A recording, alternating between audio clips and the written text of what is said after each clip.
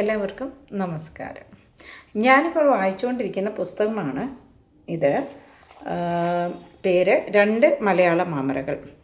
അതിൽ ഹരിനാമ കീർത്തനം ജ്ഞാനപ്പാന.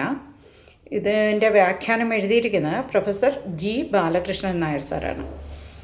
അതിൽ ജ്ഞാനപ്പാനയുടെ വ്യാഖ്യാനം വായിച്ചപ്പോൾ എനിക്കൊരു ഐഡിയ തോന്നി, എന്തുകൊണ്ട് ഇത് യൂട്യൂബിൽ വായിച്ച് റെക്കോർഡ് ചെയ്ത് എല്ലാവർക്കും വേണ്ടി ഷെയർ ചെയ്തുകൂടാന്ന്.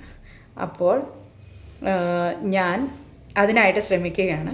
എല്ലാവരുടെയും സഹകരണങ്ങൾ പ്രതീക്ഷിച്ചുകൊള്ളുന്നു. Thank U.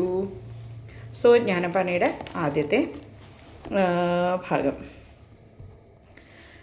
ഗുരുനാഥൻ തുണ ചെയ്. സർ അതിൻ്റെ വ്യാഖ്യാനം ഈ പുസ്തകത്തിൽ ഇങ്ങനെ പ്രതിപാദിച്ചിരിക്കുന്നു. ഗുരുവന്ദനത്തോടുകൂടി കവി ഗ്രന്ഥം ആരംഭിക്കുന്നു. ആധ്യാത്മവിദ്യയിൽ ഗുരുവിൻ്റെ സ്ഥാനം പ്രസിദ്ധമാണ്. ഇവിടെ ഗുരുവും ഈശ്വരനും തുല്യരാണ്. സത്യനിഷ്ഠനായ ഗുരുവിൻ്റെ വാക്യം പരമപ്രമാണമായി അംഗീകരിക്കുന്നതോടെ ജിജ്ഞാസു ശ്രദ്ധാവാനായിത്തീരുന്നു.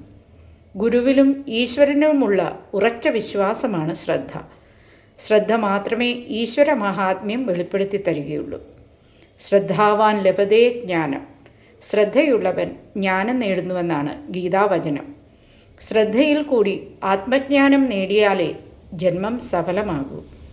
അതുകൊണ്ടാണ് ആത്മജ്ഞാന പ്രതിപാദകമായ പ്രസ്തുത കൃതിയിൽ ആദ്യമേ ഗുരുപ്രീതി വഴി ശ്രദ്ധയ്ക്കും ശ്രദ്ധയിൽ കൂടി നിരന്തരമായ ഈശ്വരാനുസന്ധാനത്തിനും തൽഫലമായ ജന്മസാഫല്യത്തിനും വേണ്ടി കവി ആഗ്രഹിക്കുന്നത്.